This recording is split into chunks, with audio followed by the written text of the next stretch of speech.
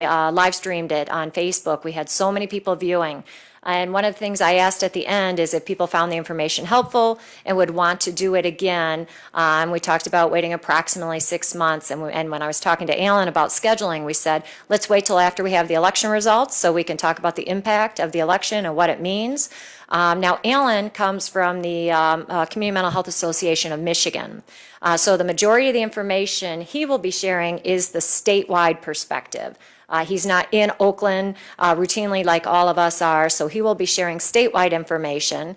And as we go into question and answers, if there's some distinguishing difference or something we've added in Oakland, we'll try to give more of an Oakland focus during the question and answers. But we're happy to have Alan with us. He has done similar presentations at various conferences and for stakeholder groups. And I don't know, we might have been one of the first PIHPs that had him in April to give this presentation locally. And we appreciate his time and coming to share information with all of us, as it is very important for us all to know what's happening at our state capitol, with our legislators, with public policy, and the direction things are going with mental health. So as you hear the information, please know that our intent is not to influence you in how you feel about the topics, just to make sure that people are informed and to get some political insight as to how the various positions and directions could impact our public mental health system going forward. So we will start with Alan's presentation. The last part of the presentation or the gathering will be question and answers, so we can hear your perspectives and come up with next steps and things we all want to be aware of going forward. So I appreciate you all being here. Thank you so much, and I hope you find the information valuable.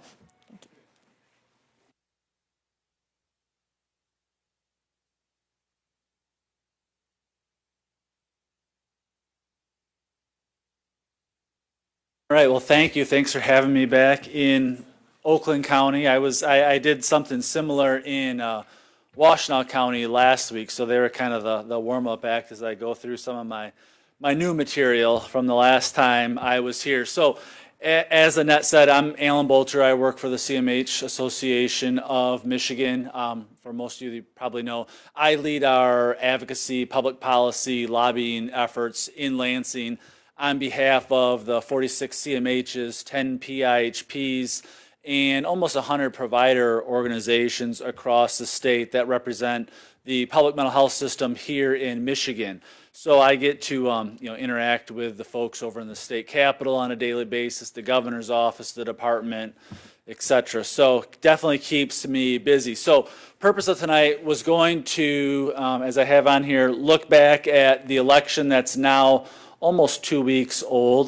Tomorrow will be 2 weeks from tomorrow. We had the election on November 6th. So talk a little bit about the impact. What does that mean in the immediate future? The legislature actually returns to Lansing next week to begin their lame duck session. So we'll talk a little bit about some of the near future items are going to go on in Lansing in the legislature, and then also talk about what some of the dangers are, what are some of the things we're going to be working on, what we're going to be pushing during that lame duck period, and then also talk a little bit about when we get a new group of legislators, a new governor, a new administration that's going to come to Lansing in January, talk a little bit about what we see on the horizon, things that we're going to work on, things we hope to do along the way. So see if I can do this here with multiple hands here. So as we talk about the election, kind of my funny little comic here, there's been some debate if you listen to, depending on what news station you listen to, was November 6th, was it a blue wave election? Was it not a blue wave election? So we'll go through a little bit of that. So at the federal level, the election 2 weeks ago, as far as the congressional situation, Democrats going into the election a couple weeks ago certainly had an advantage. Historically, it was a midterm year for the president. Historically, the opposing party typically fares well in those type of midterm elections. So, and I have on here so far Democrats have picked up 33 seats in Congress, in the House of Representatives. They could get as high as 40 seats. There are still, believe it or not, a couple of seats that are still to be determined, where they're still doing some recounting things of that nature. They did just settle the Florida Senate seat yesterday afternoon. So there are still some out there. It looks like Democrats will pick up between 39 and 40 seats in the United States House of Representatives. They needed 23 seats to flip control of Congress. So they had sufficient number of seats to do that. And actually, this is the largest pickup for Democrats in the House at the federal level since Watergate, since 1974. Since before I was born. It was the third largest congressional pickup since 1974. There were two Republican waves. 2010, Republicans picked up 63 seats in one of President Obama's midterm elections. And then in 94, in Bill Clinton, one of his midterm elections, Republicans picked up 52 seats that year. So third largest since 1974. Democrats also flipped 7 governors' races across the state from Republican to Democrat. Obviously, Michigan was one of them. Wisconsin, Kansas, which is a very Republican state, they flipped that one. I have on here, Republicans did maintain majority in the United States Senate, and they actually picked up 2 seats. So now they have 53 seats after Florida concluded their recount yesterday. So you see, they picked up 4 seats, and then the Democrats picked up 2 seats, so Republicans netted out with a +2 for the United States Senate. So meanwhile, back in Michigan, for all you Game of Thrones fans out there, Whitmer is coming.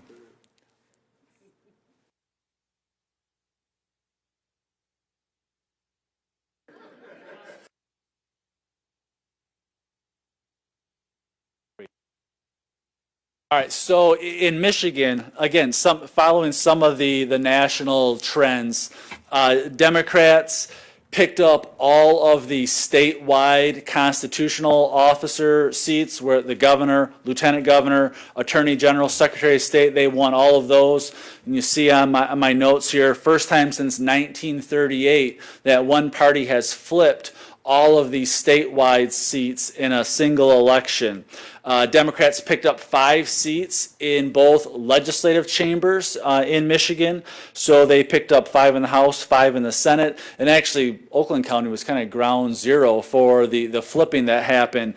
They picked up 2 House seats here in Oakland County, 2 in Wayne County, and they picked up 2 Senate seats in Oakland County, 1 in Wayne County. But Republicans still retain their majority, both chambers in the Michigan legislature. Currently in the Michigan House, Republicans have a 67-43 majority.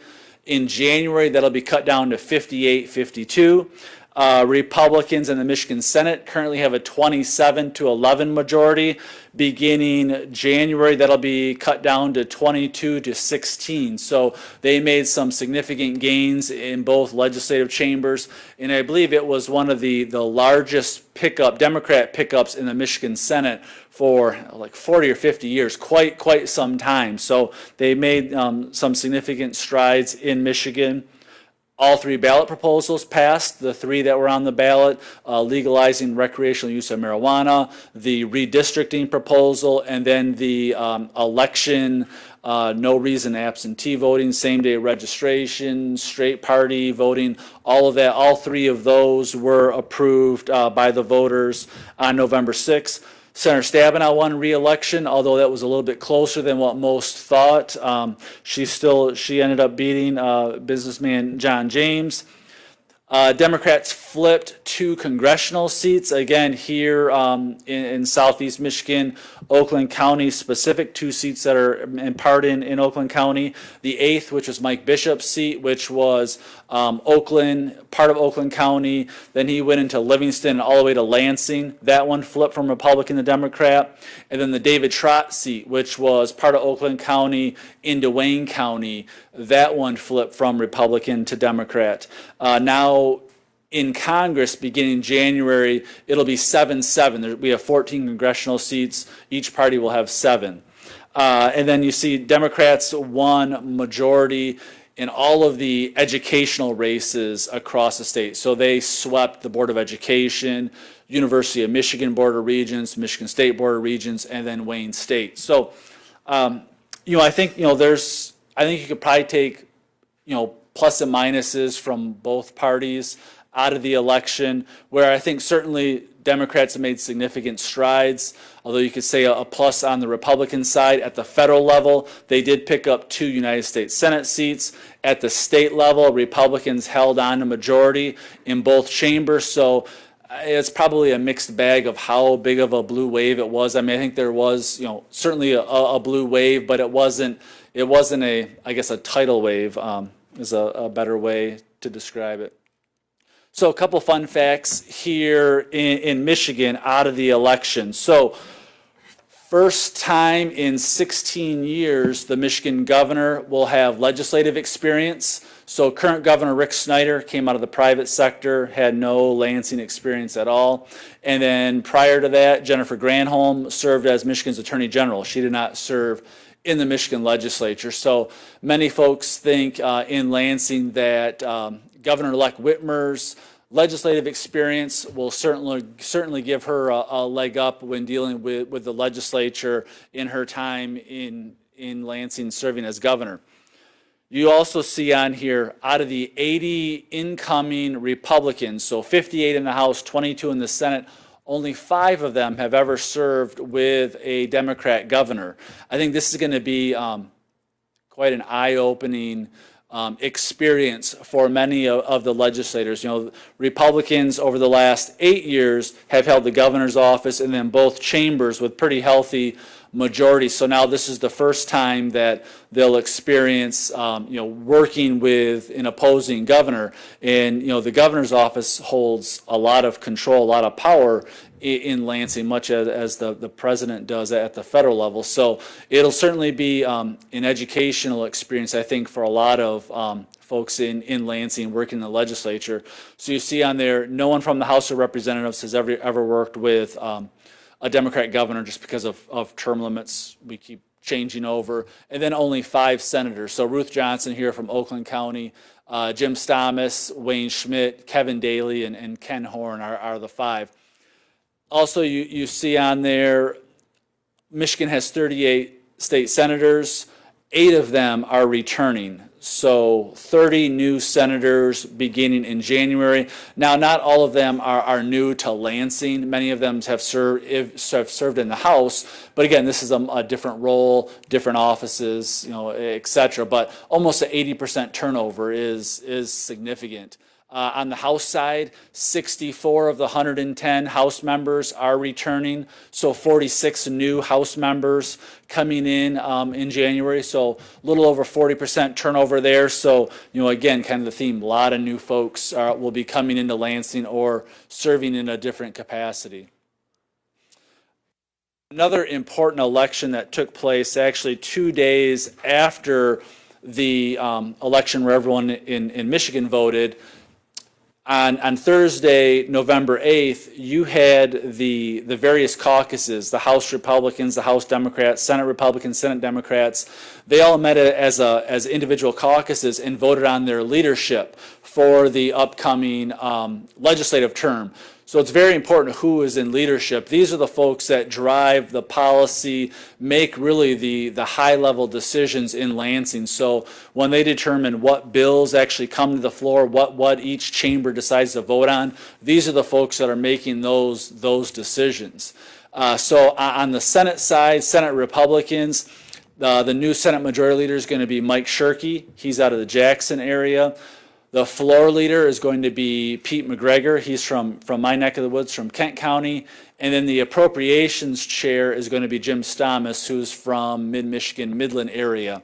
Now, appropriations chair is not an elected position. He's appointed by it's a committee assignment appointed by the majority leader, but they've already made that announcement because, who chairs appropriations is a pretty key role. So they've already made that selection. In the House side for Republicans, Lee Chatfield is going to be the new Speaker of the House, and he is actually the youngest Speaker of the House think since like 1936. He's 30 years old, so he's very young. And actually, I just read something today. This is going to be the youngest state legislature since 1999. I think the average age is about 45, 46 years old. So you have a lot of fresh, young faces making very big decisions in some pretty key roles. The floor leader is going to be Tristan Cole, and I should mention Speaker-elect Chatfield is from northern Michigan. He kind of represents the tip of the mitt and then goes into the Upper Peninsula. Representative Cole is from northern Michigan, and then Representative Wentworth, who is the Speaker Pro Tem, he's the one that sits in the chair and calls on people during House session. He is from the mid-Michigan area. So and actually last week, Thursday, I believe, Thursday or Friday, Speaker Chatfield did announce that Representative Shane Hernandez is going to chair the House Appropriations Committee, and he is from St. Clair area, St. Clair County, Port Huron, I believe. On the Democrat side, in the Senate, you have the current Senate Minority Leader, Jim Ananick, who's from the Flint area, is going to retain that position. And then the Minority Floor Leader is going to be Senator-elect Chang. And then the Democrats announced that Curtis Hertel Jr. is going to be their appropriations lead on the Senate Democrat side. House Minority, or House Democrats, the House Minority Leader, Representative Christine Gregg, who's from Oakland County area, is going to be the House Minority Leader, and then Representative Robbie is going to be the House Minority Floor Leader. Now, for the most part, all of the other main committee assignments, will not be made public until late June, early February, and actually, both chambers will create a committee on committees, and then they actually go through the committee process, and then members will submit, here are the committees I want to serve on. They kind of give them a list, and then they kind of figure that out. So you may see between now and the first of the year, you might have the Speaker of the House, you might have the Senate Majority Leader make some announcements of some other large committee assignments that so-and-so is going to chair this committee. But for the most part, we will not know who is on each individual committee until sometime early next year.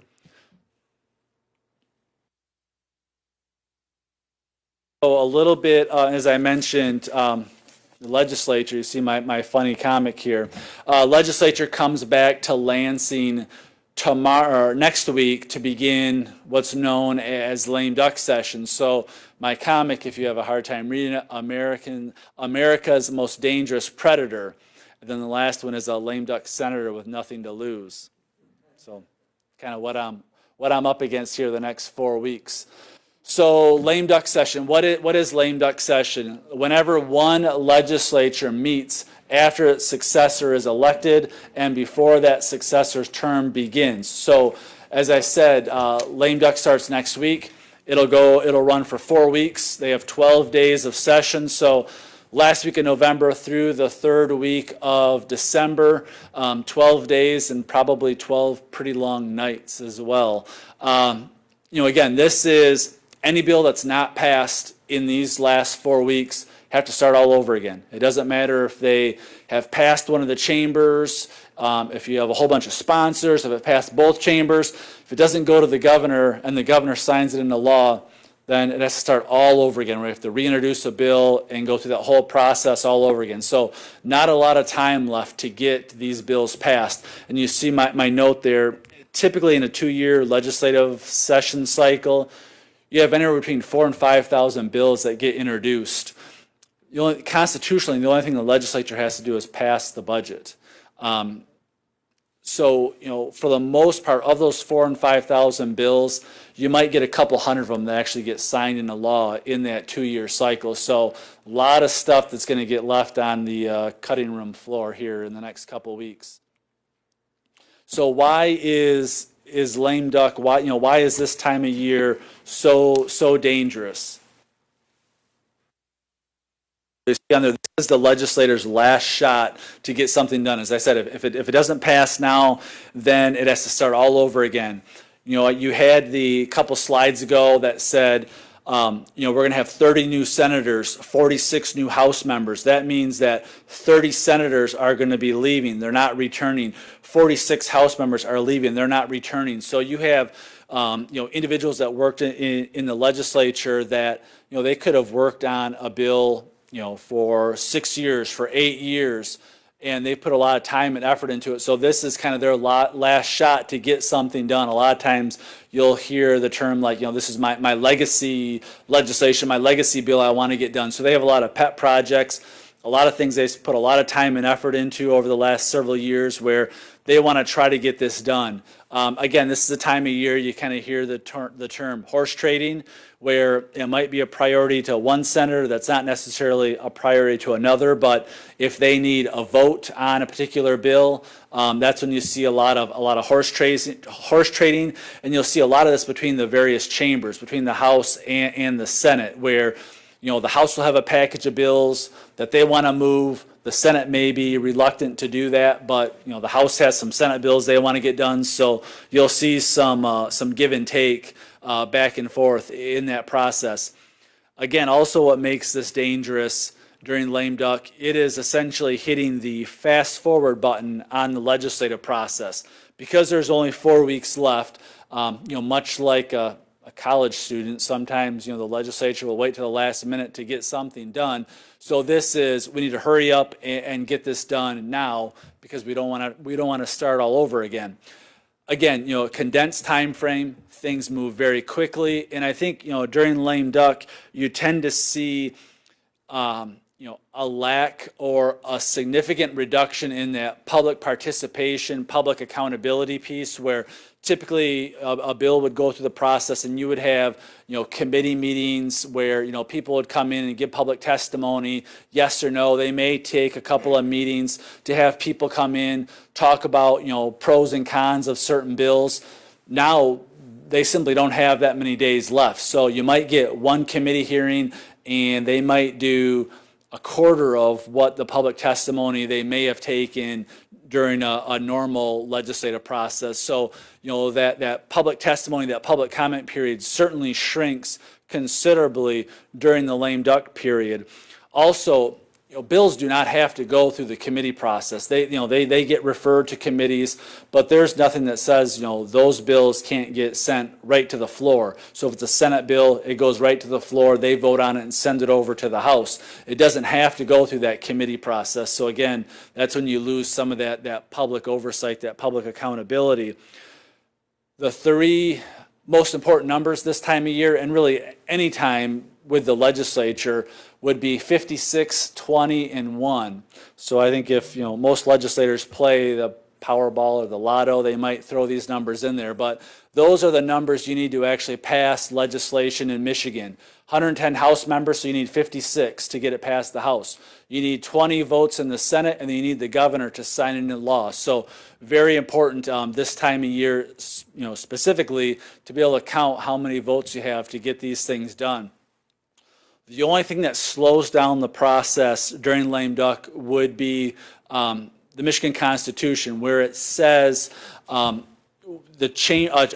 bill has to be in a particular chamber, in either the House or the Senate, at least 5 days. Now, it's 5 calendar days, not 5 session days. So you couldn't have a bill introduced, and the legislature only meets Tuesday, Wednesday, Thursday, so they don't meet Mondays or Fridays. Now, they could add days, but a bill couldn't be introduced and passed on a Tuesday in the House and have the Senate bring it up that same week on a Thursday. The Senate has to have that bill for 5 days, so the Senate couldn't take it up until that next week. So that's the only thing that really slows down the process as this time of year. If it's a new bill that's introduced, both chambers have to have that in their possession for 5 days in order for it to move forward.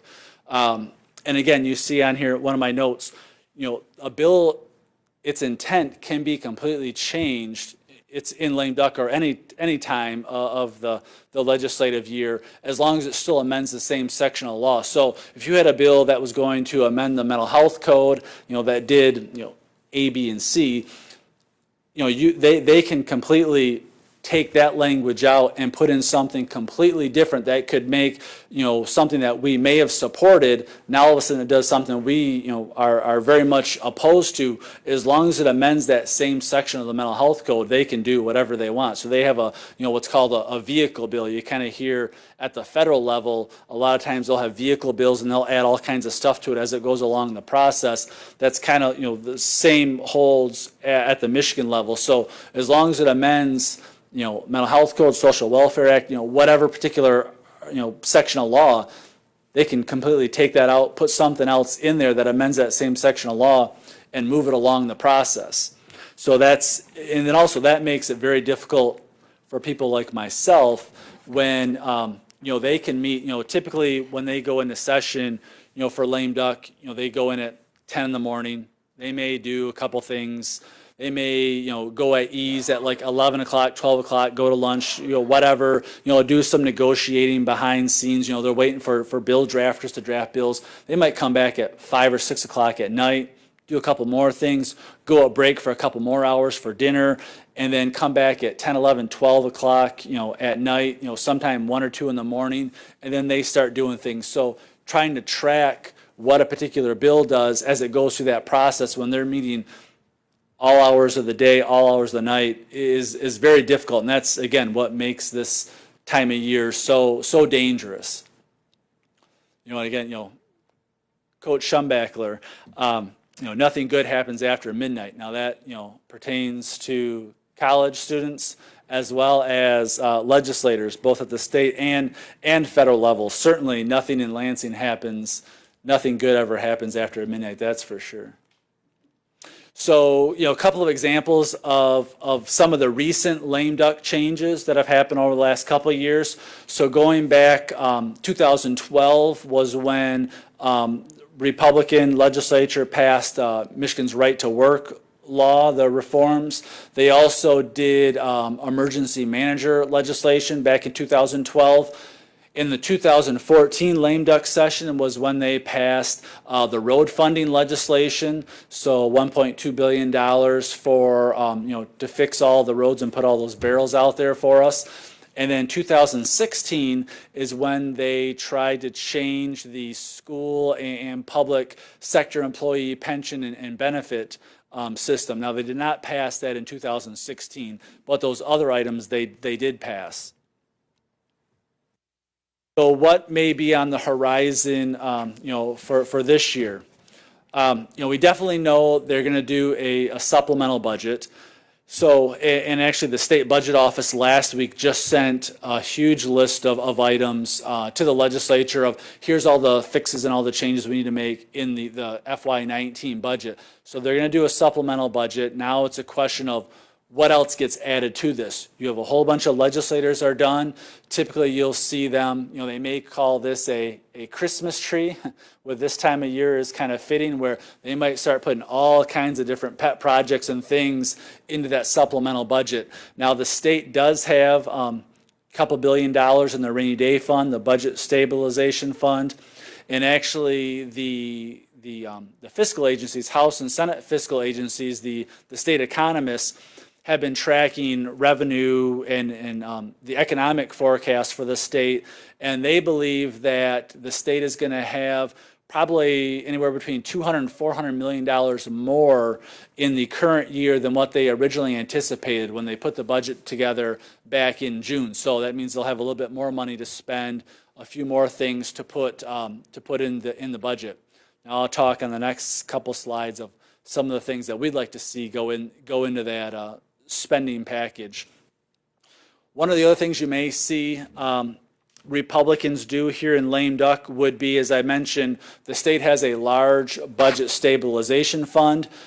You may see them pass legislation that could perhaps tie the next administration's hands on how they can spend that reserve fund. So to say, you executive branch can only spend the state's reserves, to pay down debt in case of an emergency, something like that. Right now, the governor can direct that in whichever manner they see fit. Now it has to be subject to legislative approval, things of that nature. But they may put some boundaries on how that money can be spent as a way to tie the next administration's hands that are coming in.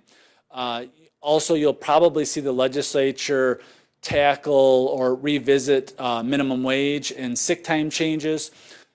They passed legislation back in September to preempt these from going on the ballot as another ballot initiative. So they may come back and do some revisions, and this is something on the next couple slides, I'll talk about those items specifically. Auto no-fault reform. My guess is you'll see another run at auto no-fault reform here in Michigan. School safety grants. Back in the budget when it was passed in June, the legislature and governor put in $30 million for school safety grants. They'll probably come back and figure out how they want to spend those resources. And then you'll probably also see, as I mentioned, the three ballot initiatives that were passed a couple weeks ago. They are going to require a boatload of implementation policy items, bills of, what does it mean now these proposals passed, how do we actually functionally make these things work? So they're going to have to pass some laws, some policies, some rules in order to implement those. Now, they may not do the marijuana one right away, but you could look at things like, if you look at Proposal 3, which had to do with a lot of voting changes where same-day registration for voting, no reason absentee voting. There's a number of states across the country that have same-day registration, things of that nature. Utah has it, and then a state like California has it. I guarantee you, Utah, a very conservative state, their same-day registration looks a heck of a lot different than what California does. So you may see the Michigan legislature, which is Republican controlled with a Republican governor, come back and put some parameters around, some of those voting proposals that passed that may look a little bit more, like Utah versus California or something along those lines. So, there's a lot of things they have to kind of sort through and figure out what they want to do. So, as I said, some of the things that we're going to be working on in lame duck, direct care wages. So, I just mentioned the minimum wage legislation they're going to address, as well as a supplemental budget. So, in the last two budget cycles, the governor's office and the legislature approved and appropriated a 50-cent increase for direct care staff, something that we supported. That 50-cent increase cost the state about $64 million. The legislation that was just passed on minimum wage right now is $9.25. The legislation that was passed in September bumps it up to $10 an hour beginning March of 2019. And then it eventually goes to $12 an hour in 2022. So one of the arguments that we're going to be making, and one of the asks that we've been making of the legislature, of the administration, and everybody we're talking to, we're part of a large coalition related to this issue, would be as minimum wage increases, so when it goes from $9.25 to $10 an hour and then all the way up to $12 an hour, as that minimum wage increases each step of the way, direct care wages increase at that same level, so they're parallel. We simply don't want to have that 50-cent increase that was just put in the budget the last 2 years wiped out just just as minimum wage goes up to $10 an hour. We certainly don't want to cap those those wages at $10 an hour and wait for minimum wage to increase every year. That's in the legislation. So we want to have the direct care wages move at a parallel rate. So we're asking the legislature, when they do their supplemental budget, to increase direct care wages by 75 cents to match the increase in the state's minimum wage that's going to go into effect. That 75-cent increase is roughly a little over $100 million cost and probably about a $35 million general fund cost. Now, the tough part about this is, it's a significant amount of money. It's a significant investment for the state.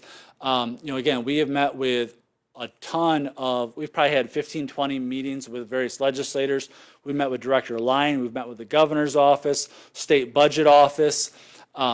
Everyone that we've met with along the way has been supportive of our ask to continue to increase direct care support.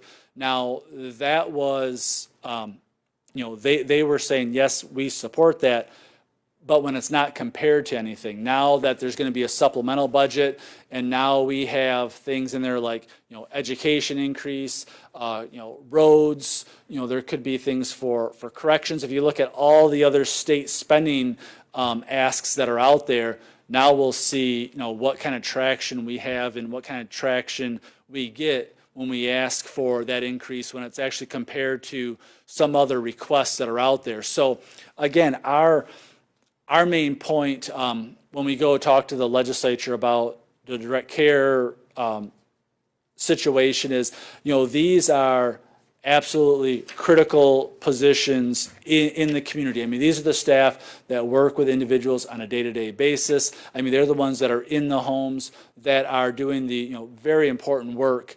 We have, across the state, it's like 40% turnover with direct care staff. Now, there's certainly an economic cost to all of our members from that, but there's also a personal and a moral cost to individuals where you have someone that comes in and does, very personal work with you on a day-to-day basis in your home. If they're constantly turning over, I mean, there's certainly a significant human and moral cost that goes along with that. And there is, one of the way we describe this is, this is certainly a crisis that we are facing. And the amount of money that we're asking for, the 75-cent increase, that doesn't even fix the total problem.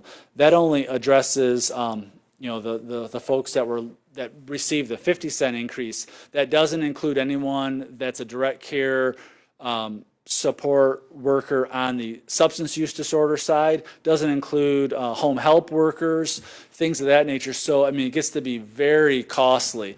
Across the state, statewide average is about $10.46.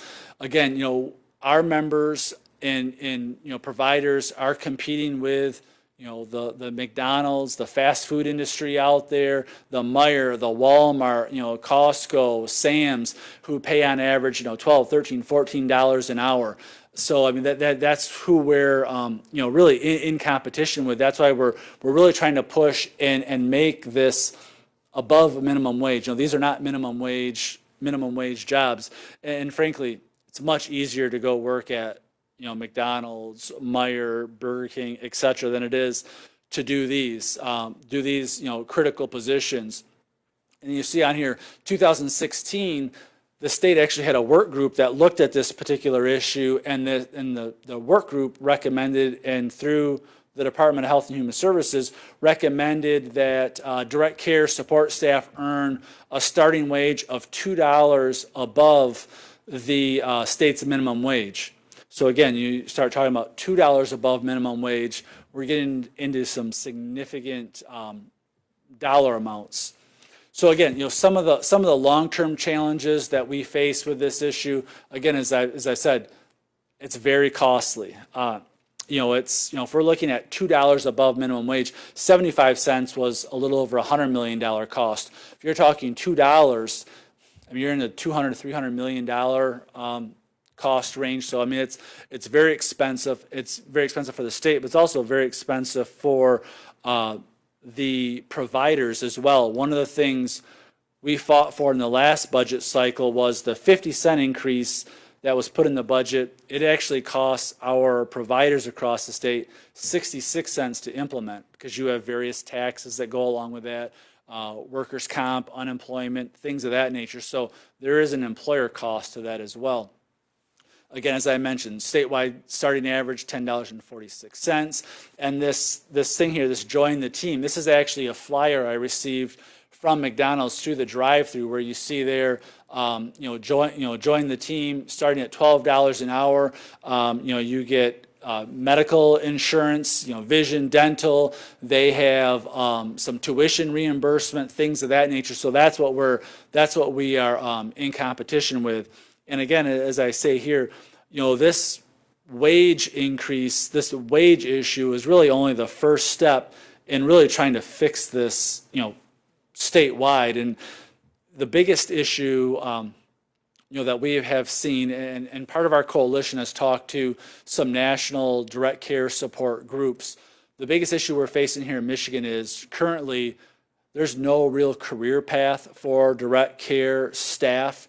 We need to start looking at, once we can get, wages set at a decent amount, need to look at some type of a certification process, kind of like on the physical health care side where you have certified nurses assistants, something that shows, okay, you've been in this position for, this many hours, here is where you're certified. Once you provide X number of hours or complete this educational process, then you can bump up to the next level and really set so the direct care staff that this is a profession people want to go into, and there's actually some kind of a career ladder. Right now, there's really not a career ladder in place. A lot of times, folks get in these positions, they get burned out or they get moved someplace else within their agency. So I think that's kind of the next step in this is how do we make this a career path versus a kind of a starting level position.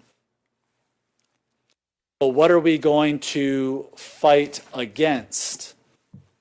Really anything that looks like any type of a privatization effort that would essentially go around the 298 process, where 298 is where the state would give the Medicaid behavioral health dollars to private insurance companies as opposed to going through our prepaid inpatient health plans, our PIHP system. So anything that looks at changing the mental health code, changing the Social Welfare Act.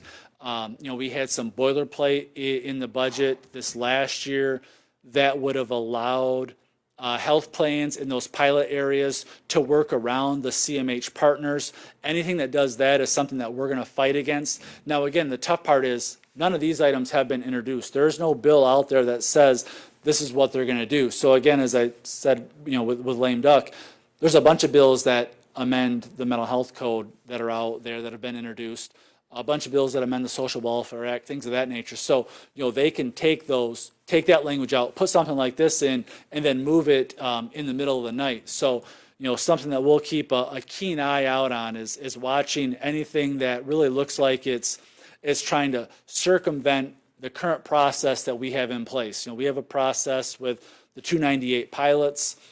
Our CMH partners are working very closely with the health plans in those pilot regions. We think that's something that, if they want to continue that process, they can keep working together, see what comes of that. But, we shouldn't go beyond that, what's already in the current budget. So, next steps, some follow-ups, what can I do to help during lame duck? Again, educate those folks that recently won here in November. Let them know, about the public mental health system. I brought a couple of handouts with me, things that we put together from our office. One is kind of a high level, and both of these I will be sending out to legislators here probably in the next week. I'll send out from our office congratulatory letter, congratulations on winning your election. We look forward to working with you. We encourage you to contact your local CMH, PIHP providers in your area to learn about services. But what I put together, one is kind of, I call it a did you know document. It's kind of a 10,000 foot level of here's what happens in Michigan's public mental health system. So I kind of throw a bunch of different facts and figures in there, things they may or may not know, something they can look at this a couple times and maybe take something away every time they look at it. Just some high-level education. The other one was a document we put together a couple months ago that looked at some key pillars that are important to our public mental health system. Again, those are all good educational things, but as much as you can do at the local level, educating folks that won, educating folks that are returning in lame duck certainly help. Invite them into meetings like this.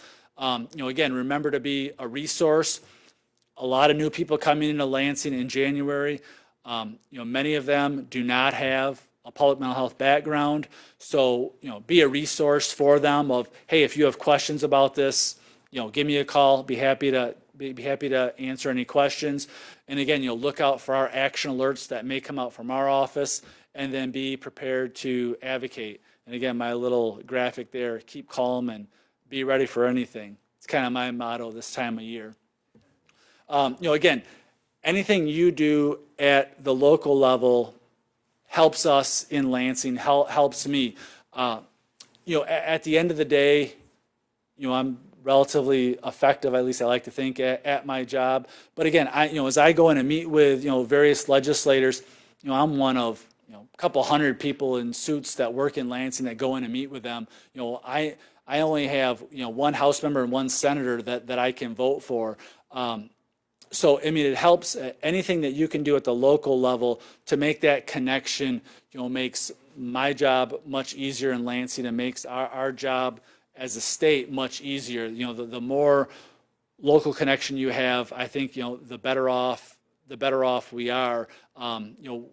If you personalize the issue, I just think, legislators in Lansing are much more responsive to our issues, and, we're able to go, quite a bit further than otherwise. Again, moving forward in January, I think one of the single largest challenges we're going to have is obviously the learning curve, a lot of new people, term limits in Michigan. Essentially, it makes my job like Groundhog's Day all over again, where I go in and have the same meeting over and over and over again. And really, it's tough to get past that, first, bottom line level of information. I always try to, with all these things that I put together, try to put them at like a fifth grade level, just so, not that, they can't understand beyond a fifth grade level, but they're inundated with hundreds of people coming in, talking to them about, hundreds of different issues. Every issue is very important to that group that's coming in. So as easy as we can make it for them, I think, the better. So, a lot of turnover, a lot of folks, and it's really not fair to, some of the legislators, if you're there for 2 years, for 4 years, for 6 years, especially with, the budget that we are in, the Department of Health and Human Services budget, it's a $27 billion budget. Trying to figure that out in 2 years. I remember at one point the state said they have like 150 different funding streams that go into that budget. And to have a legislator that's been on there for 2 years, it's impossible to know all the ins and outs. They deal with everything from mental health to public health to foster care to abuse and neglect. It's, A to Z they're dealing with in our budget area alone. So very tall task. So that'll be certainly very key. Again, the key pillars. So, these are the things that, when we go in and first meet with them, we will give them these documents over and over and over again. But again, the big items that we will touch on will be local oversight, local control, public management, which is, key to our public mental health system, workforce, everything from direct care staff all the way up to physician level. Workforce is a huge issue all across the state related to our public mental health system.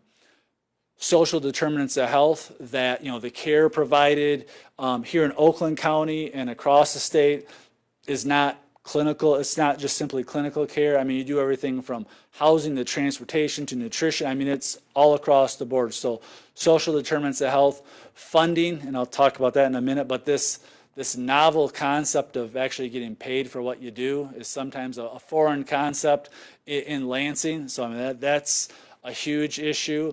Information exchange, when we talk about, that 298 process of integration, that isn't integration. Integration is actually working at the patient level, at the ground level, with primary care, behavioral health working together at the patient level, and then looking at some statewide standards and uniformity across the state. But with all these issues, I think it's critical when you talk to your legislators to make these as local as possible. Because a lot of times I'll go into them, I'll give them this and talk about how important this is at a statewide level. But they're looking they want to know, what does that mean in my district? What does that mean, to my constituents? So, anything, that you can talk about, specific local examples, I think is huge. So another big challenge, and one of the fun things I'm going to try to wrestle with over the next couple of months, as I said, I try to put things at about a fifth grade level.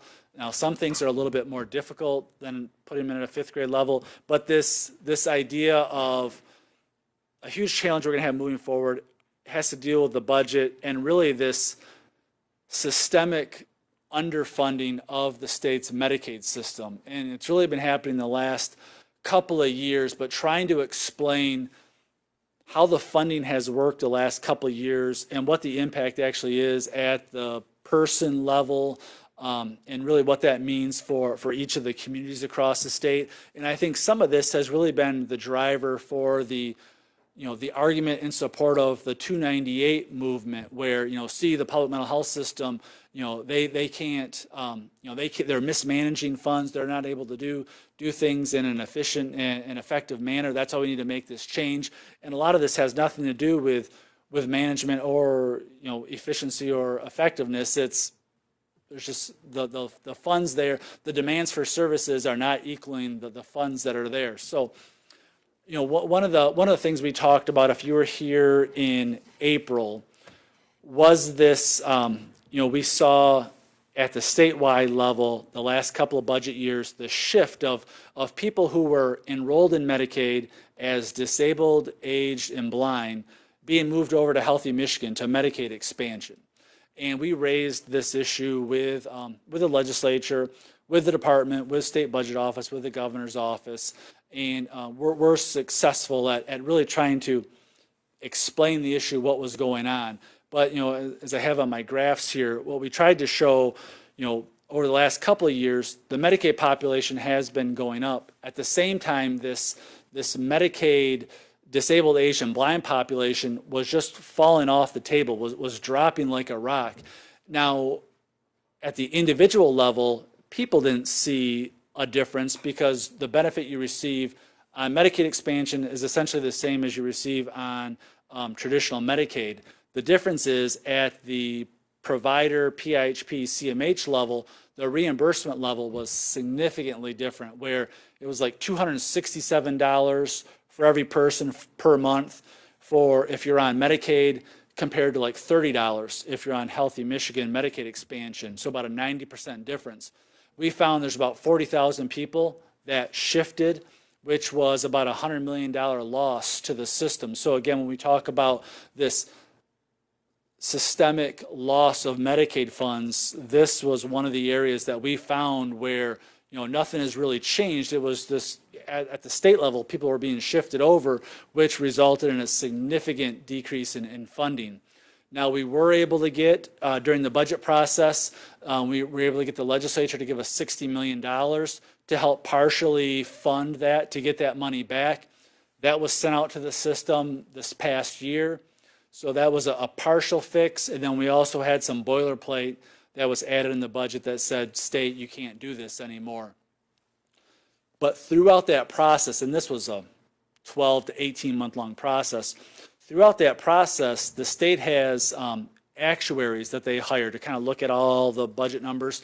Milliman is the state actuary, and they actually ran a report that looked at fiscal year 17 financial reports that were put out by our prepaid inpatient health plans, and found out that our public mental health system actually spent $133 million more in FY17 than it received. That meant the state underfunded the system by $133 million in one budget year, which meant, Oakland, Macomb, Wayne, everybody across the state had to use reserve funds to make up for this loss of state financing. So again, this is something that is not a result of mismanagement. It's not a result of effectiveness or efficiency. It is a significant shift in what the state was actually doing at their level. So my task over the next couple months is going to be, how do I lay this out to give to legislators to make this claim? So my premise is, over the last couple of years, the amount of money the legislature has appropriated is this amount, it is X. The amount of money that the state has sent out to our members does not equal what the legislature's appropriated. It's less than what the legislature actually put in their budget. And then to show the spending by our PIHP CMH system is actually probably more than what the state sent out and could be more than what the legislature appropriated. So we're going to have some kind of chart that looks like it's going in the wrong way. So what the legislature appropriated does not match what the state sent out, and what the state sent out is significantly less than what we have spent on services over the last couple of years. So that's something I'm going to try to lay out. Now, it's easier said than done, but that's kind of my task over the next couple months, is try to lay this out for legislators. We've got a new administration coming in, new group of legislators. Hopefully we get a fresh look at things. So you see kind of my little graph there, 1 + 1 = 3 is what I'm trying to prove. So, why have we seen this shift? First, I think, we have seen as, public mental health system, community expectation and state requirements continue to go up. They continue to go up without funding. They are, unfunded, unfunded mandates, unfunded liability that's going on in the system, where they're asking our members to do more, but we're not going to give you any more money to do that. So things like, the new rules for home and community-based services, the new, independent living settings, that's going to add cost to the system without any additional resources. More jail diversion requirements, things of that nature, housing and crisis stabilization programs. So all these things that are good things that we certainly want to do, want to strive for, they cost more to do them. We need additional resources to provide them. On the Medicaid side, some of the insufficient funding factors have been, I mentioned that DAB, that Medicaid enrollment shift. That certainly was a huge one, $100 million. The way our Medicaid rates are developed is kind of a, go figure. It's not the most efficient way, where, Oakland and all of our other PIHPs, they're given a rate based off of their actual financial report from 2 years ago. So the state's looking at the financial reports from 2 years previously, not looking at what's happening in real time. And that's one of the reasons why that shift, that's why the state didn't catch that shift in the Medicaid program, because they were looking at data from 2 years ago, not looking at real-time data. So that's something that needs to be fixed. Staffing costs, I said, minimum wages going up, staffing costs continue to increase. And then, the rates have been, certainly not sufficient for Healthy Michigan, and then also autism. I mean, across the state, our members have been spending significant more resources on autism than what they actually receive from the state.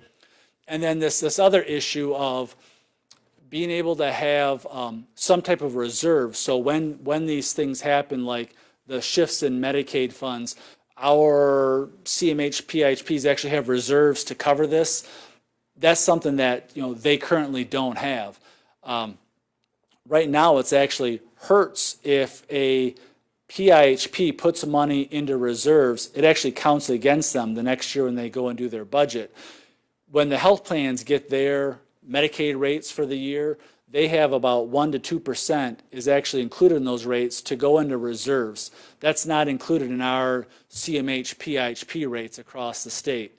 So that's something that we have pushed for. We were able to get a little bit of leeway in this upcoming year for some money to go into reserves. But again, that's something that's going to be absolutely critical as we move forward, to be able to put some money set aside when these bad things happen. We actually have a little bit to put towards some of those. So I think that's going to be a pretty tall task to be able to, how do we lay this out, as I said, at a 5th grade level for folks to get, and then also we're asking for significant resources, investment to put into the program. So, we will see how successful we are moving forward. So last couple slides here of kind of making sense of it all, where are we kind of headed with the new group that's coming in? What do we expect?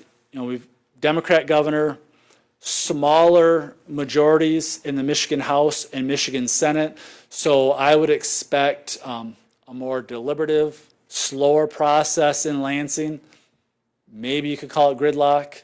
we'll see. We'll see how people work together. But again, I think the budget process will slow down. Currently, with Governor Snyder, he's had 8 years of having the budget done, signed into law in June. So either the first week of June, second week of June, they have been pretty adamant about getting the budget done as soon as possible. Now that works when you control all three chamber, where you have the House and the Senate and the governor's office, all three legs of the stool that you need to get the budget done. We'll see what happens when you have a Democrat governor who's going to have certainly different priorities than the Republican legislature. Will we return when Governor Granholm was governor, when you had a Democrat governor, Democratic House, Republican Senate? Now, Michigan's economy was much worse then, but typically the budget process went well into September. A couple of times they missed the deadline and the state had to shut down for a day or so. I don't think that'll happen because the economy is a little bit better, but I don't think that we'll be doing quite as much golf in the summer this year as we have in the last couple of years. So I guess I'll have to find some time other places to get some extra swings in. But I do think you'll see a little bit slower process, which I don't think necessarily is a bad thing. I think that's good to have some of that dialogue in the process. And then kind of the big question we get is, Section 298, what will Governor Whitmer do with that? Now, again, she could come in and say, forget this thing, I'm going in a completely different direction and be done with it. I don't know. She hasn't given any real indication of what direction she will go. I think if the process continues, I guess whether it continues or doesn't continue, I think you will see some type of change at the health plan, PIHP, CMH level at some level. I just think there's too much money involved. The trends in healthcare are just moving in that direction where you're going to see some shifts. I guess I find it very hard to believe that we're just going to go back and status quo now. Everything is going to be what it is, and we'll just kind of move forward. An important date that's coming up I have on here in 2020 is when the Medicaid health plan, their 5-year managed care contract for physical health care is up. So they signed back in 2015 a 5-year managed care contract with the state, with the 11 health plans, and then they have 3 one-year extensions they can do. So that 5 years is up in 2020. The governor could come back and say, I want to rebid this. If she did, I'd be willing to bet there'll be significantly fewer than 11 Medicaid health plans across the state. And then if they do tinker with the health plan contract, what does that mean for behavioral health? That would be the danger of, okay, let's carve in behavioral health in that Medicaid health plan contract. But who knows? I think probably this time next year you'll start hearing rumblings about the Medicaid health plan contract. So we'll know more this time next year of what direction this may take. So again, haven't had any real indication on what the governor may do on Section 298. I wouldn't be surprised if there's a process in place. Let's see where that leads to. There's still a number of hurdles out there. We still need federal approval of that, things of that nature. So, we will see. And then kind of lastly, what's on the governor's to-do list between now and when she takes office. So probably over the next, 60 days or so. A couple things she has to do. She has to hire an executive office staff. She has to appoint all her cabinet members, so all the department directors. She has to write an inaugural address, which is on January 1. She has to write a State of the State speech. And then, by the way, she has to write and develop a FY20 state budget. So she's got a few things on her to-do list over the next, several weeks to the next couple of months. So a lot of things. And I think you'll start to see a lot of names trickle out of department directors, key staff, things of that nature. Probably after the Thanksgiving break this week, you'll start hearing some of those folks. So during lame duck, as I said, a lot of stuff flying around. These are some sites I use to stay informed. Again, Michigan Votes, they use some plain language on legislation. You can go in, type in your legislator, how they vote on a particular bill. It'll tell you what bills they've introduced, what bills, how many votes they've missed, where a bill is in the process, things of that nature. Michigan Legislature, very good site. If you know a bill number, you can type it in. It'll give you a copy of the bill. If they've done an analysis of it, like a brief, summary of it, it'll show you where it is in the process. Is it in the House? Is it in the Senate? What committee it's in, etc. They also have on the Michigan Legislature site a committee tab where you can click on that. It'll show you what committees are meeting, and then you can click on those, and it'll show you what's on that committee agenda for the week.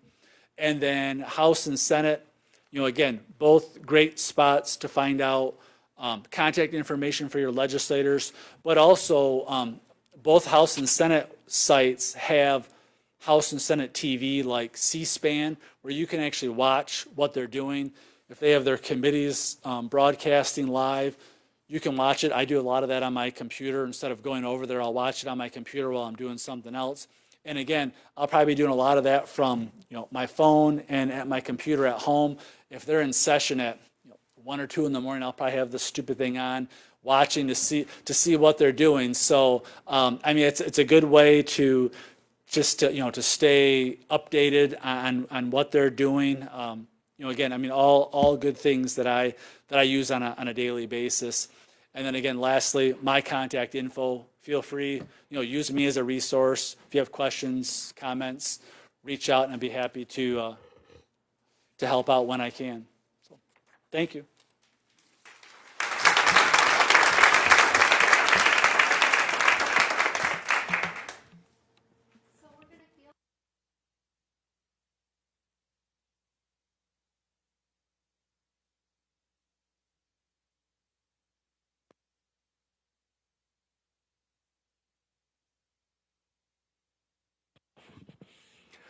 My question in regards to trying to achieve the 75-cent increase for the truck care workers. You said that you've met with a lot of legislators over the past year or so, and in trying to address that issue, and you're trying to get it added to the supplement budget. How would that process work?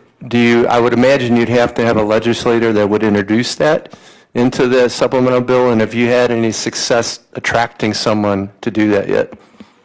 No, so you're correct. So they'll have and we don't have the bill number yet, but they'll have a budget bill number. But they'll have, every department will have, 10, 15, 20 different budget changes, line items in there. So yes, we would have to get a legislator to add that into there.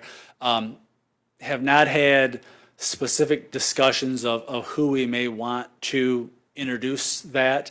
Typically, as I went back to the slides of, those legislators that are in those key leadership positions, typically in order to get that through, both chambers, you probably need, at least one, if not both of the appropriation chairs to sign off on that in order to kind of get it all the way through the process. So we're talking about Laura Cox, who is the House Appropriations Chair from Wayne County, and then Dave Hildenbrand, who's the Senate Appropriations Chair from Kent County. We've met with both. Both were at this point, non-committal about that. But again, we met with a number of other legislators, and it may come down to the horse trading, as I talked about also with lame duck, where someone may need a vote from a senator, a representative on a particular issue, and their issue may be, well, then I want, direct care wage put in the supplemental. So you may see some of that too. So I think it's still pretty fluid, but that would be the goal, would be to get that in the supplemental where those funds are in there. Now, ultimately, the legislature is going to come back and statutorily, if they're going to make any changes to the minimum wage bill, if we could get something that's put in there that says as minimum wage increases, direct care wages increase at the same level, that would be ideal. Then we don't have to come back every budget cycle and ask for more money. But again, that's tough. That's still a budget commitment moving forward. But we're hopeful that we're at least able to make some headway on this issue. So it is critical. And bottom line, there's still a Medicaid cost, as minimum wage goes up, there's still a baseline Medicaid cost that goes along with that. So they're going to at least have to address the rising minimum wage increase. Many of the direct care workers are above the $10 hour limit, but they still have to up anyone that's below that currently. So they're going to have to add some money in the budget to cover those. But again, our hope is to move all of them up at that 75-cent rate. So I mean, it's a big ask. I mean, it's a big line item, and it's a critical issue though for us across the state.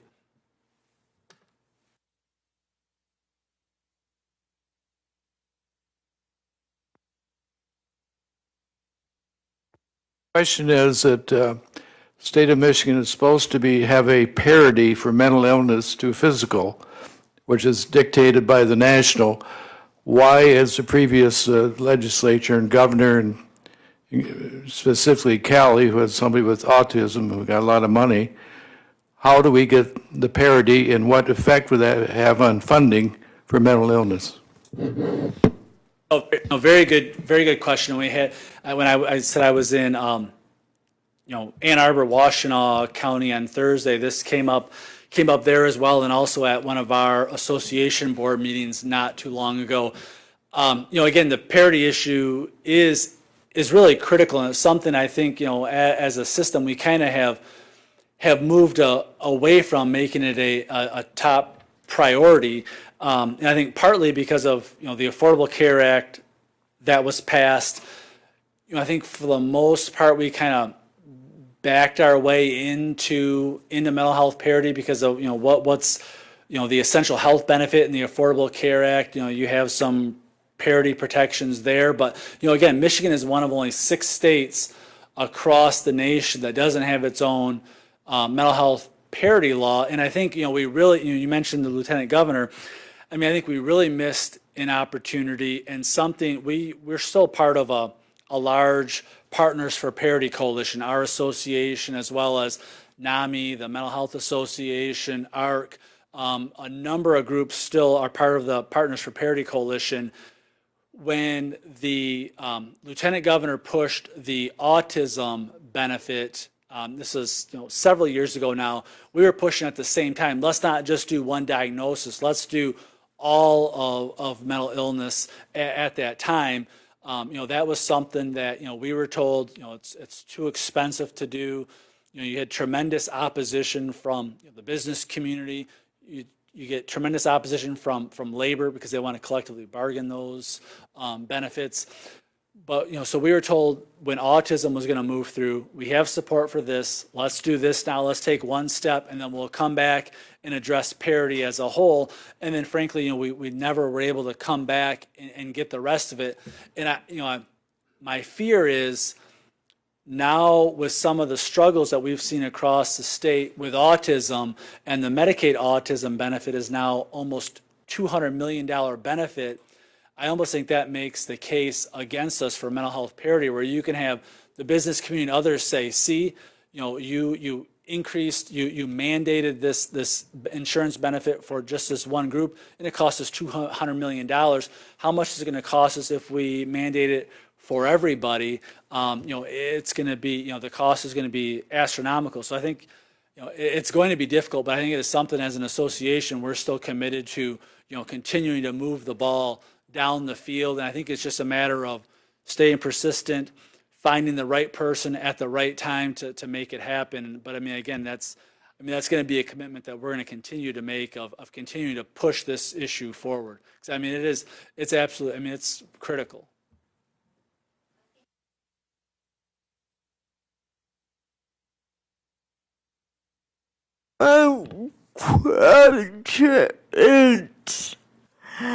I wanted to know about the true safety grants for those for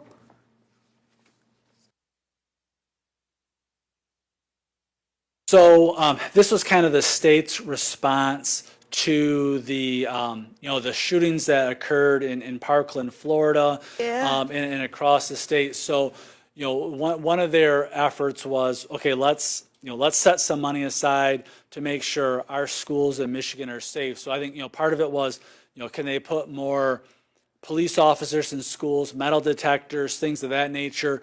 One of the things that we push for as a public mental health system would be, instead of putting money into police officers and metal detectors, things of that nature, let's actually look at bringing in some more professional help. Of we put together some recommendations that looked at behavioral intervention teams. So you bring in some psychiatrists, some social workers, things of that nature to really support students in schools, to provide some counseling efforts and things of that nature. So I think it's going to, so that $30 million, my guess, is kind of a combination of, adding some additional professionals in school that can help, they can be a resource for students, but then also looking at some of the infrastructure improvements that schools can make as well.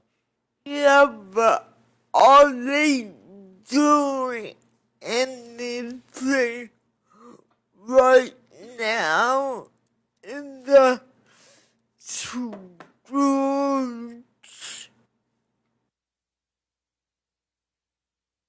Right now in the schools? Yes. Yeah, I think, some of them have been proactive at, making some of those measures. So I think this is, that money are, they're going to be grants. And I don't know if school districts have to apply to get some of that $30 million, or if the state's going to say, all the school districts, here's how much you get, go do what you want. I think that's still kind of a fluid process where they'll probably figure it out, and it could be, part of that is part of the appropriations process here at the end of the year, where, you may have certain members that say, hey, I want, $1 million for my district to do X, Y, and Z. And so, it could be pretty messy on how that money is divided up. I don't know if it's going to be uniformed or not, or if it's going to be special projects. And maybe it's, kind of a combination of both. Okay. Hi, Alan. I wanted to go back to the parity issue. What disturbs me about that conversation, when they talk about how much it costs to cover parity, they're not looking at how much it costs not to cover mental health and not to cover substance use. Because you're looking at the human costs, you're looking at what's going on with the families, and I've never understood their logic. If you don't treat early and do early interventions, the longer you wait, the more it's going to cost to treat the person. So you're going to pay one way or another. And I don't know how we can explain this to them in a way where they can see, because it's just like, people with mental illness in the jail. You're paying a high premium to provide service in a place that's not as effective as being in the community, dealing with people when they're, early onset. Why wait until it's out of control and then you have to throw so much money at it and it's not as effective? Oh, I certainly agree. And I think, anyone that has, commercial insurance, your level of behavioral health coverage is, you get, a few, outpatient counseling visits, or, it may cover some type of a hospitalization, but anything in between is not covered. You're paying out of pocket for that. And I think, that's where the real cost comes in. So, again, I think you're preaching to the choir. It's, when they look at, there's a lot of money that flows through Blue Cross, Blue Shield, the health plans, et cetera, that says, no, your premiums are going to go up by X, Y, and Z. It makes it extremely tough to battle that, in Lansing. So, I absolutely get it. And I think, like I said, I think it's just a matter of, can we find the right person at the right time with some of the levers to move that in the future. So, we'll see if this governor is that person or not. Hi, Cummins. You talked about the budget shortfall and the spending of reserves. I guess that was the evidence of the shortfall. Also, last April, you talked about the state, across the state, we dropped 10,000 people from mental health services. Now, those were not people who did not need services. So that was another cost which we're ignoring, and we should take a look at how we might estimate what that is as another part of the cost cutting. But we also ought to be looking at, we weren't doing a good job then. We ought to be looking at what we should be doing, and based on NIMH estimates, there's 100,000 people in Michigan who aren't receiving any mental health services. Now, that's what we should be doing. Now, they aren't all people who belong in state hospitals, so they're not the highly expensive people, but there is an expense that should be provided there, which goes along with what Malkai is saying. If we started treating those people now, maybe they wouldn't end up in a state hospital or in jail or prison. So we ought to be looking at how do we estimate the cost of serving the people who really need to be served, which ultimately might reduce the cost.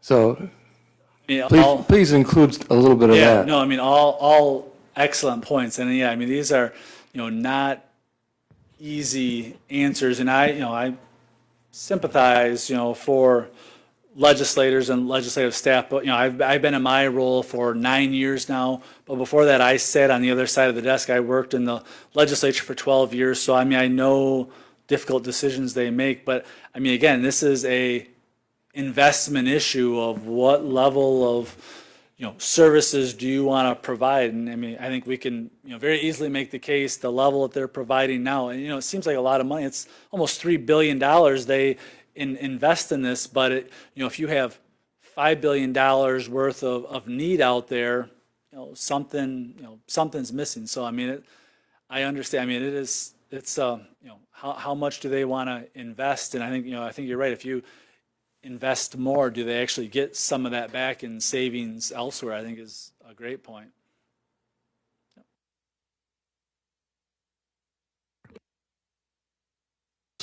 Okay, there we go.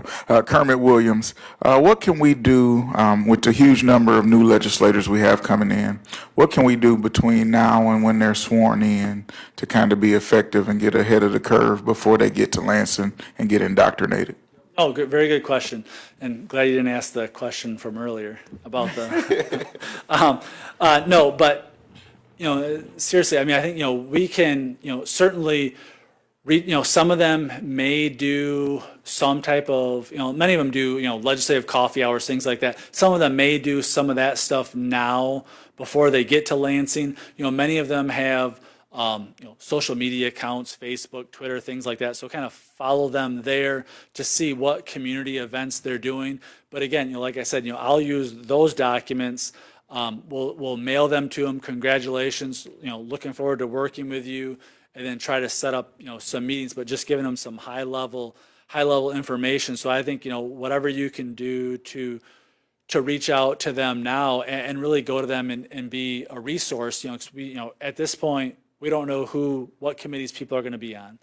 So, it could be, hey, I just wanted to, pass on some information. Here's my contact information. Just want to, use me as a resource if you have any questions about, mental health or substance use disorder, public mental health services, use me as a resource. But I think, whatever we can do to reach out and just really be there, just kind of introduce you, what you do, what role you have, and then just see what, just kind of have just a, real high level, just general conversation, just kind of, and a lot of these first few meetings are really just to get to know people. Hey, what's your background? I've had a lot of meetings with legislators that have said, well, I have a family member, an aunt, a brother or sister that's had some engagement, and then who knows where that conversation goes. So I think it's just kind of introducing yourself. Hey, let me be a resource, and then just kind of get to know them on a personal level. Hey, what do you want to do when you're in Lansing? What are you hoping to do? And just kind of get to know them on that level, and then see what committees they land on and kind of where it goes from there. I mean, I think that's kind of just a general, easy way to kind of ease into it. I mean, you don't have to charge in there and, well, here, here's all, I mean, I think you'll get kind of overwhelmed, but if it's kind of more casual, I mean, I think that goes a lot further. And then we will, once I send out my letter and have contact, it'll be addresses, that maybe we'll have emails or phone numbers. But once I have that, I will forward that out to all of the CMH and PHP directors, all of our provider directors. So all of our members across the state will have that contact information. So it should be, if people are looking for it, there should be avenues to find that.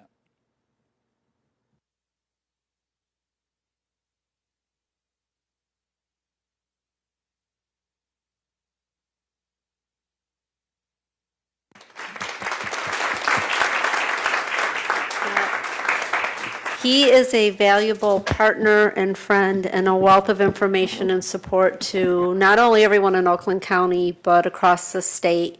Next, I want to remind you, if you weren't pre-registered, please make sure we have your email, because I will forward his presentation to you so you'll have direct links. And also, as we're talking about advocacy, we have started a new advocacy work group. We have about 100 people signed up right now. We're going to meet quarterly.